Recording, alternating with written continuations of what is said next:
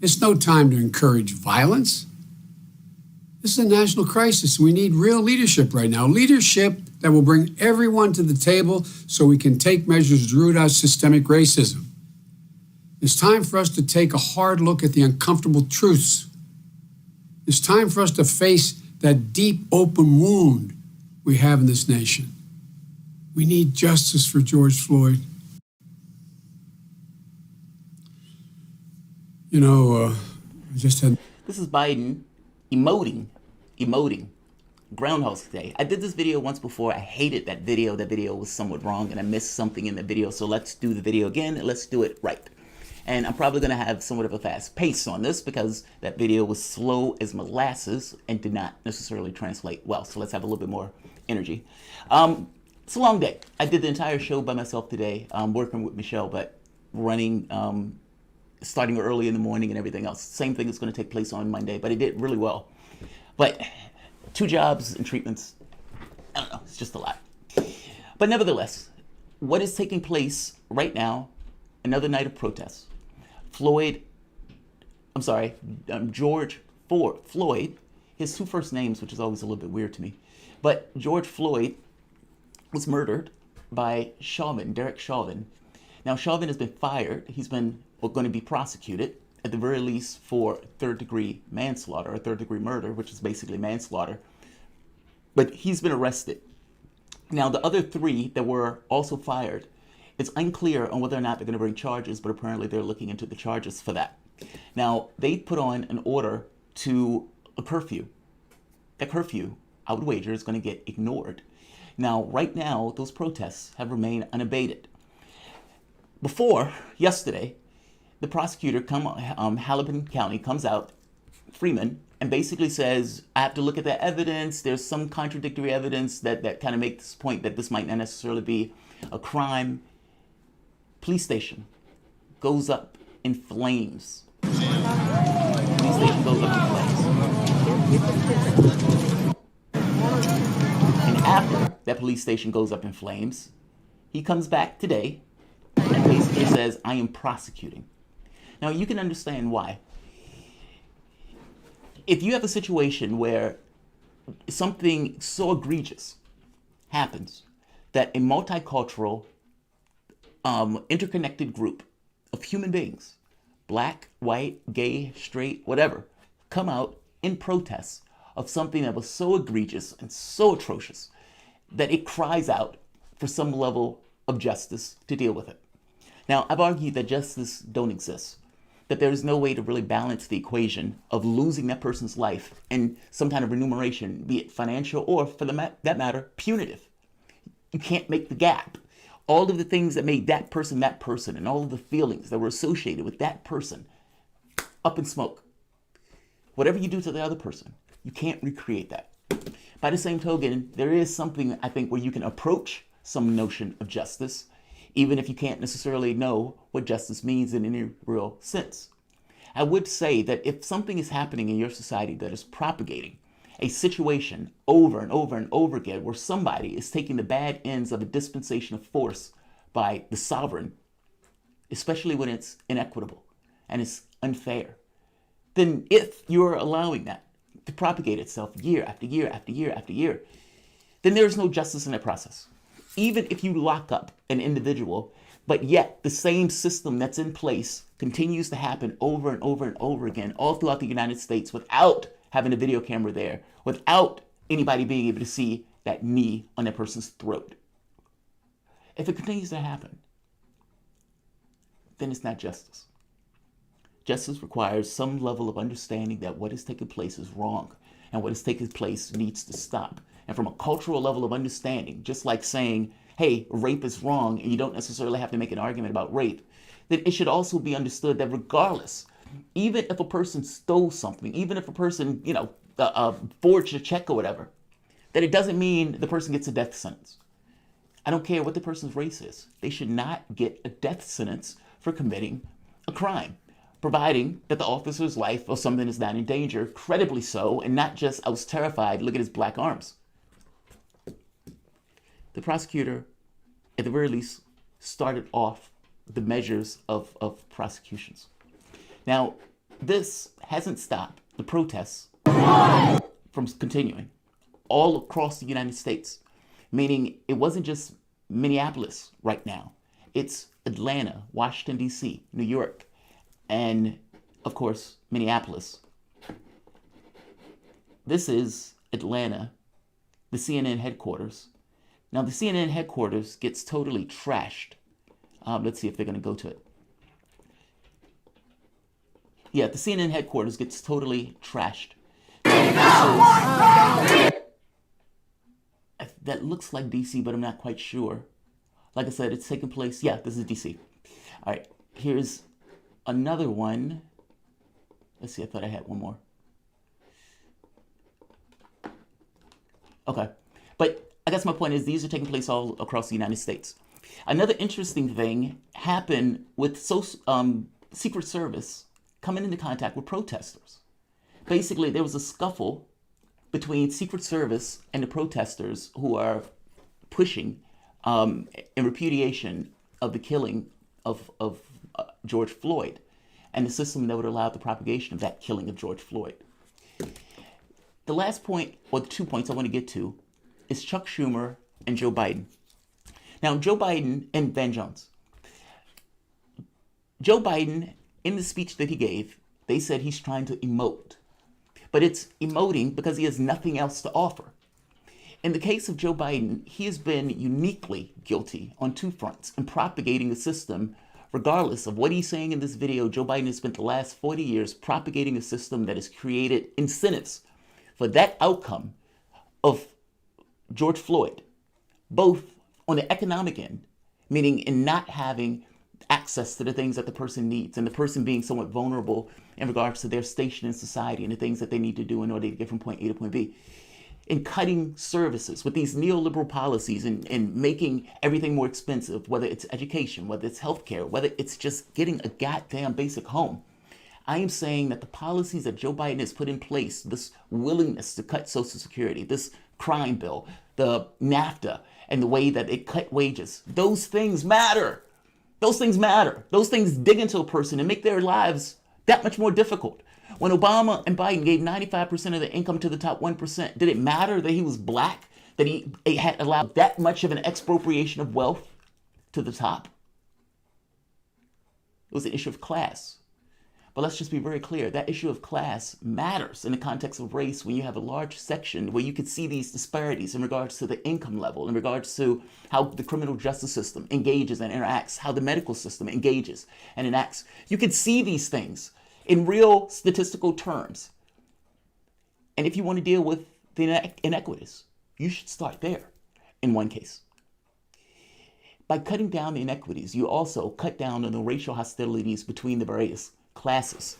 There's a reason why fascism becomes more overt when you have a situation of difficulties in a society and the strong man comes up and blames the immigrants, or the Democratic Party turns around and blames the Russians. But there's always something else out there that's trying to get you without really ever dealing with the real intrinsic things of your society. Because if you deal with the real stuff in your society, you have to get with this thing of race and you have to deal with this thing of class. And those are, at the very least, the issue of class is not something that either the Republican Party or the Democratic Party want to touch. And if you think back, the only reason we're talking about it now is because Sanders ran in 2016 and 2020 that basically cracked the egg where they couldn't necessarily ignore it. I'm just making the very basic point that Joe Biden and the policies that he's pushed forward has been uniquely responsible on both ends, on the neoliberal issue of making people's lives that much more difficult in our society by gutting resources, increasing costs, making things where you give a priority to the top 1% as opposed to the workers in your society. That guy made those people's lives that much harder. And then turns around and says, all right, now we need to deal with the cops. And drops all sorts of money and all sorts of resources into a crime bill that incentivizes them to keep people in prison for longer sentences. This doesn't even touch the crack cocaine disparity that Bill Clinton and people like Joe Biden knew was in that bill and didn't do anything about it and still allowed it to go through because all of them wanted to seem tough. I'm making the basic point that don't let this nonsense of Joe Biden emoting without necessarily putting anything on the table fool you. He's emoting because he has nothing to put on the table, because he has spent his last 40 years of his time in office basically undermining our services, and not just undermining our services, being fundamentally in the interest of the 1%, just as much as any other politician. It angers me, honestly, that Joe Biden will come out and say this nonsense. For that matter, Obama also. There's no there to it. They're never going to deal with the real concerns of economics. I've said it before. Does Eric Garner, yes, the cop might have been racist, but is Eric Garner really out there selling loose cigarettes if he's making $50,000 a year? I don't think so. The same thing is true for many of these cases all throughout the United States. If you had a situation where pot was legalized, can the cop stop you and say, hey, I smell pot in the car, when it's legal to have pot in the car? I'm making the point that how we go through our policies matter. Those things materially affect various communities. In this case, where you have pot being illegal, and you have the Nixon administration that basically used pot and hippies in order to blacks and pot smokers, in order to basically undercut what he considered to be a political faction that was against his interests. Basically, marijuana being made illegal entirely for political gamesmanship of undermining a certain community. Literally. That is literally where the drug war started from the standpoint of Nixon and marijuana. This has allowed a criminalization of various communities, where some communities get 4 times as much sentencing as others. And in this case, I'm talking about African Americans for the exact same usage of pot or drugs. Don't let Joe Biden fool you on this. He is uniquely responsible. Welcome to the late night, end of the week soapbox.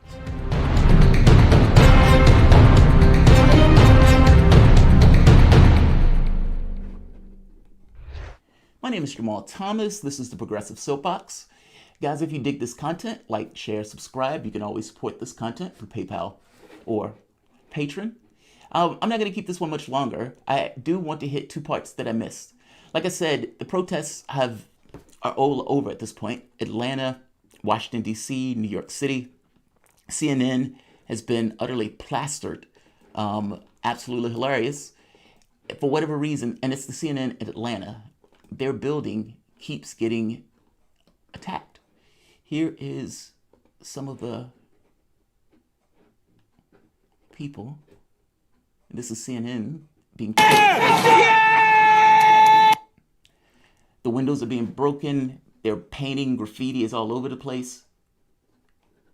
Indignation of the mob. How many people do you kill before you get a reaction, right?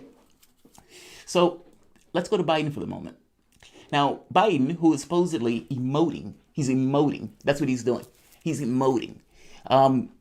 Joe Biden, the man who basically went from one black person to the next, saying that he was part of the civil rights movement, that he was helping to liberate movie theaters, that he's the guy, he's part of the black community because he's been fighting for the black community for God knows how long, and he doesn't necessarily take those blacks for granted, even though he kind of made the magical Negro thing about if you don't vote for me, you're not black, which is astonishing that a white man can make the determination of who is black and who is not black and have it tethered entirely to whether or not they vote for one Joe Biden, as if race is somehow intrinsic to the voting process. I assure you it is not. It is Joe Biden's responsibility to get those votes.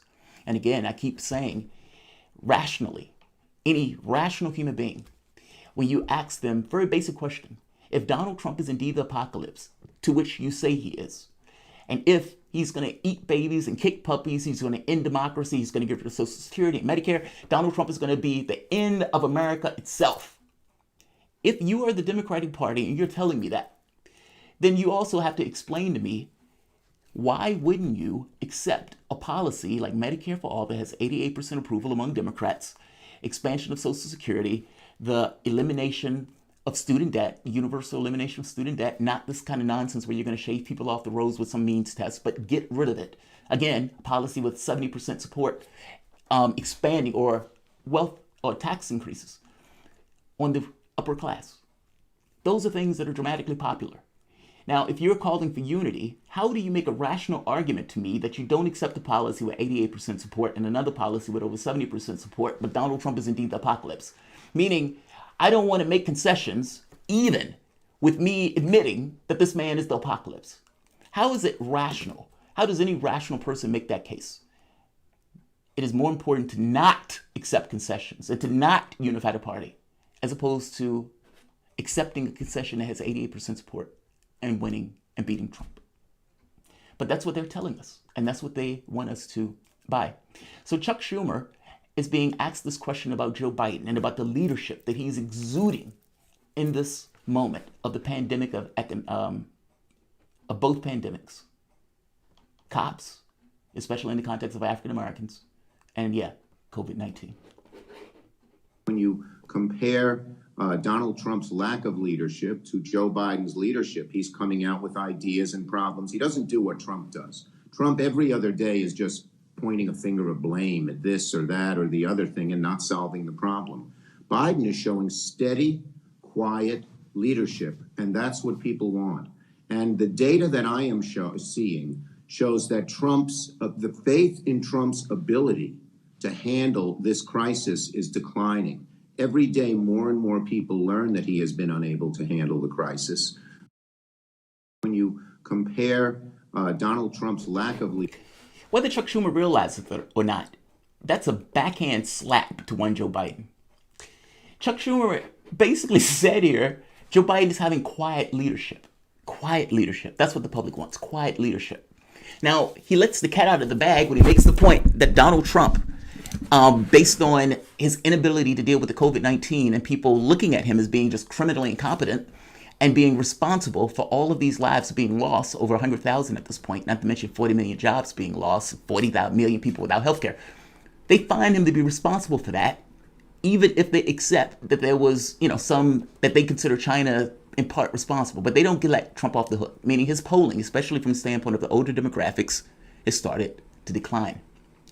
But let's be clear, that's not a function of Biden. That's basically Biden being in his basement, not doing anything. What you use as a euphemism of quiet leadership, you just basically mean that Joe Biden is nowhere to be found. And in having or being nowhere to be found on any of these issues, be it the COVID-19 issue or, for this matter, the cops killing African Americans, in both of those cases, he hasn't put forward anything real. All of this stuff has just been flowery rhetoric without any kind of tangible to any of it. Joe Biden has taken the political tack that he doesn't have to do anything, just like Chuck Schumer said that Trump's ratings are being hurt by Trump. That's not a function of Biden. From the standpoint of blame, look at those videos that Joe Biden did of China, where he is basically trying to tie Trump to China and out attacking Trump on the right. Basically pointing the finger at China in the way that they pointed the finger at Russia, as opposed to dealing with the internal metrics or the internal mechanisms that make your system fucked up. Biden was doing the same thing. So let's be honest. Like I said, Joe Biden was uniquely responsible for creating the system that we have now from the standpoint of criminal justice, from the standpoint of incentivizing the increase in cops and keeping people in prison sentence longer, this disparity between crack and cocaine, the bills like the Trans-Pacific Partnership that he was going to pass under Obama, or for that matter, NAFTA, things that cut wages and made jobs that much more difficult because they were shipping many of those jobs overseas, so it cut the base of the country itself. I'm making the point to you that it goes beyond just the issue of race. It directly intersects with this issue of class, and some people in the society having much, much more wealth than others, directly and tangibly linked to the origins of our society. Those things are never dealt with. Those things are never regarded honestly. We have moments like this where those things explode, but even when they explode, it's usually entirely looked through racial lens as opposed to the lens of how does class and race intertwine with this particular situation to make this situation happen or incentivize that situation to happen? What do we need to do as a society to lessen, to disincentivize actions like this? The point is, what is your society and why is it arranged in such a way where it produces these outcomes? Now, Joe Biden made the argument once before that he didn't care how people were organized. He didn't care what people grew up in or their hardships. He didn't care about the difficulties of their particular life that got them to the point where they were. Meaning, basically, I'm absolving society of blame.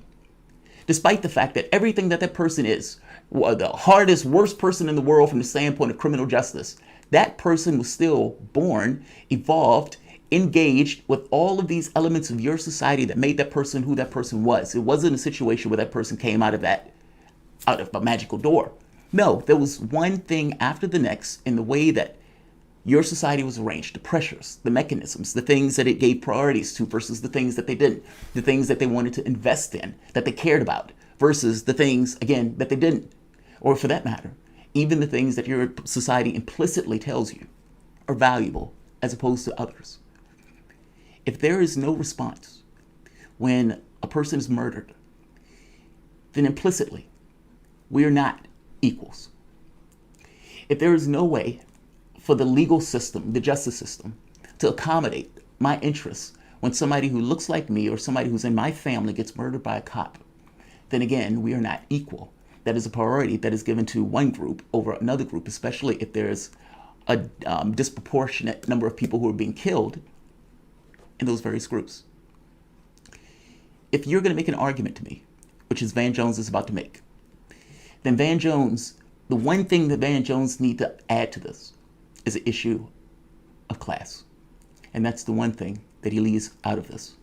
When you think of those people who got shot, there's some cases where class wouldn't matter. If Tamir Rice is in a different neighborhood playing with a toy gun, does he get murdered? On some level, that's class. On the other level, that's race, because that kid at 12 years old was seen as a threat. Within 2 seconds, his life was extinguished. I'm making the point that they're related. It's not one or the other. It's both, even though the Democratic Party often separates those things. In these protests that are taking place all across the United States, the one element that I really wish that people start bringing together and start communicating and start creating webs is around this notion that class and race are intrinsically linked. And if you're going to put that much emphasis, that much support in a party, blacks voted Democrat 91% under Hillary Clinton for nothing. You're dying, or we're dying 3 times as more disproportionately than our white counterparts. Those things have to do with upbringing or inequities in regards to health. Sometimes there are weaknesses either in high blood pressure or insulin or diabetes. Whatever those weaknesses are from the standpoint of the physical systems, those things we're not affected evenly. And we have a large number of people who are dying disproportionately, in part because they're working at the low-wage jobs that are pushed them out there, but in other part because they're just more susceptible to it from an illness standpoint. But what does that look like when you can fundamentally change a person's living situation where either by neighborhood, either by class, either by the resources that they would have at their disposal if certain things were covered like they are in European nations? I'm making the point that the argument that you're making here is correct, that Van Jones is making. But the other part of that needs to be added in order to give further context to many of these situations, because I still submit that while we couldn't have stopped all situations, Tamir Rice was going to be seen as a threat regardless, even though if he was in a different neighborhood, perhaps that threat level would have been mitigated. But by the same token, they might have killed him that much faster because they thought he shouldn't have been in a neighborhood with this gun. So they're linked, and it's a difficult thing. I don't want to repeat myself, but it must be understood in that way. And in our society, we don't. And so when events like this happen, no one says, well, wait a minute, if he had money in his pocket, he wouldn't have been selling loose cigarettes. Nobody brings that up. It's purely looked at through the lens of he was choked to death because he was black. In part, yes. In other part, maybe not. Predominantly, yes. But is there an element of that could have escaped this very specific fate with a class-based solution? And the answer is, of course, yes. Let's hear Van Jones talk about the white moderate. Now, in Van Jones making this argument, Van Jones pissed some people off. And many people who are Hillary supporters got mad at him saying, I'm not racist and I'm a Hillary supporter. I can't stand that thug. Talking about Van Jones, calling him a thug. So even the most liberal, well-intentioned white person has a virus in his or her brain that can be activated at an instant. And so what you're seeing now is a curtain falling away.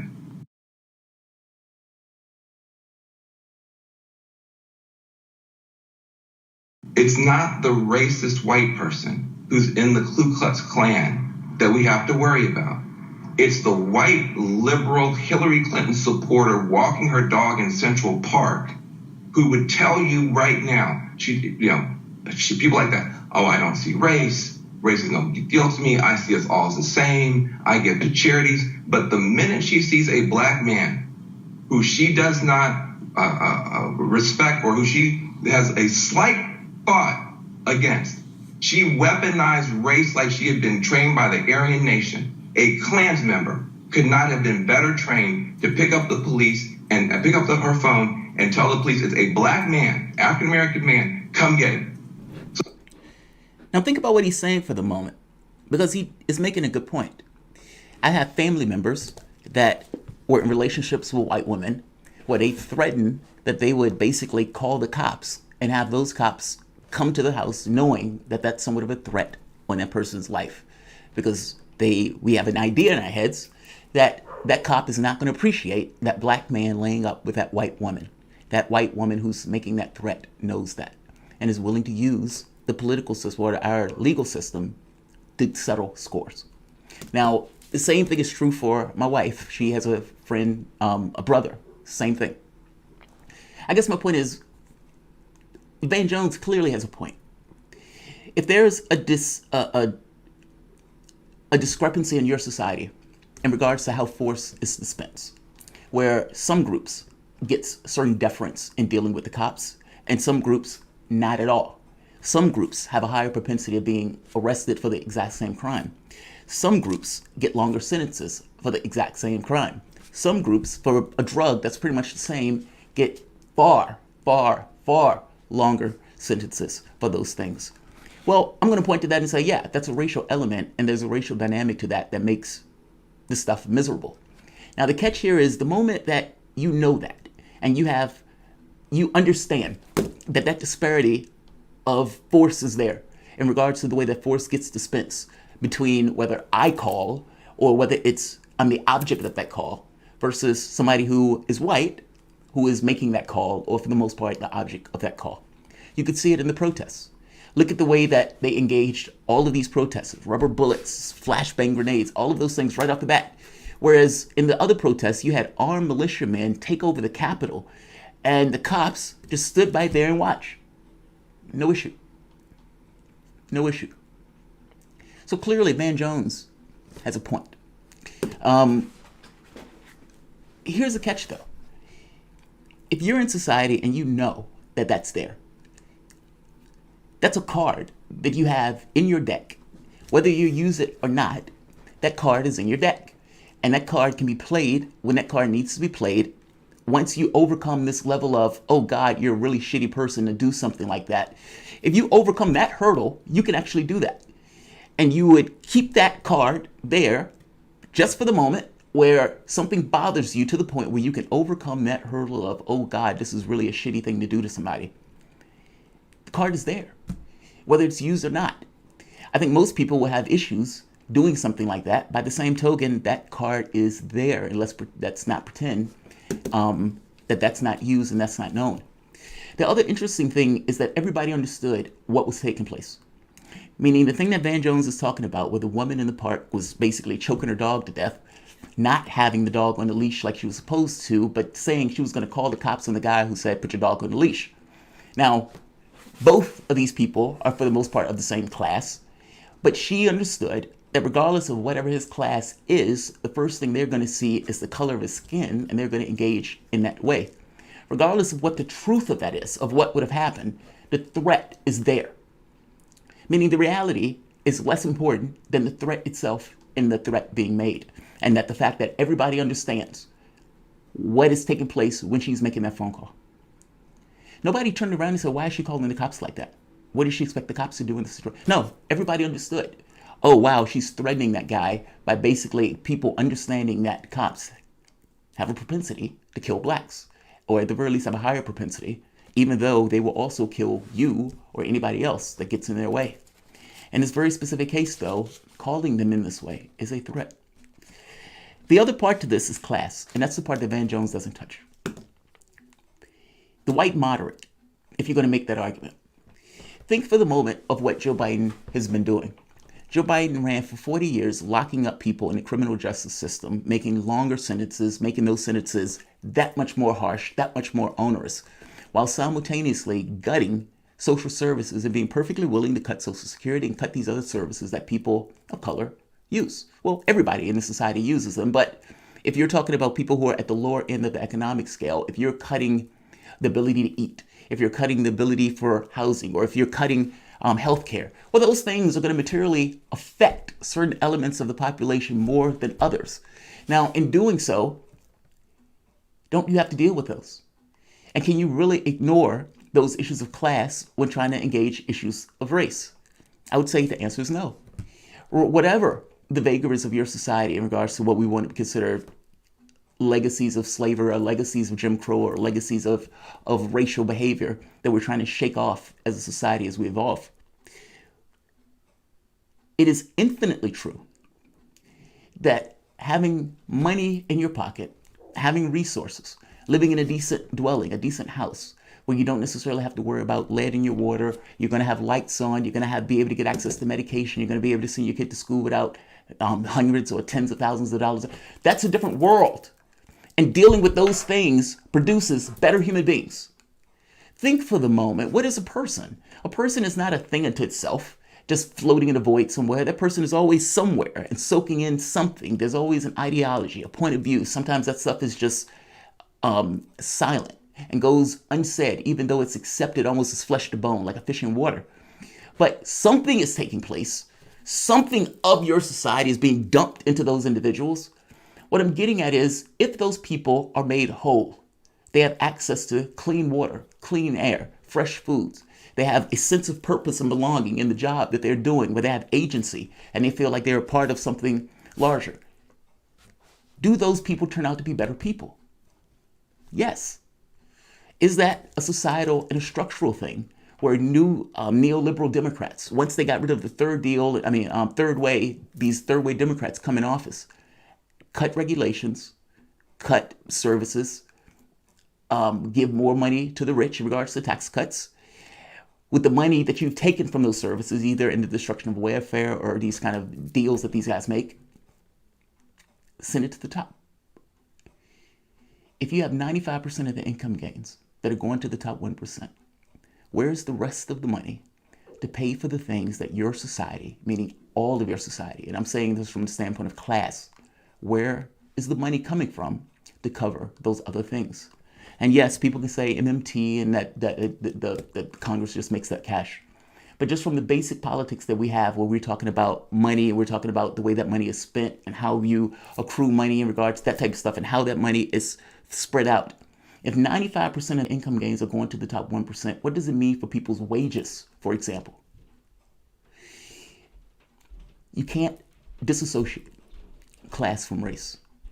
And it shows itself either in housing communities, meaning where people live, in the salaries that those people get, in the jobs that those people take that may be on the front lines of an issue like the COVID-19 crisis, the wages and the depression in the wages, where people don't necessarily have the ability to advocate for themselves because they just need a job and now this job can take advantage of them. I'm just saying, our world can be different. And the Democratic Party and the Republican Party have basically lockstep created our system the way our system is, and now wring their hands when somebody gets killed by the incentives and the drivers that these guys put into the system to make it function in the way it functions. Yes, Van Jones, I like your statement. Add class. Like, share, and subscribe. Brett McKinney. Oh, thank you, Brett. I appreciate it, man. All right, guys. I'll see you guys tomorrow.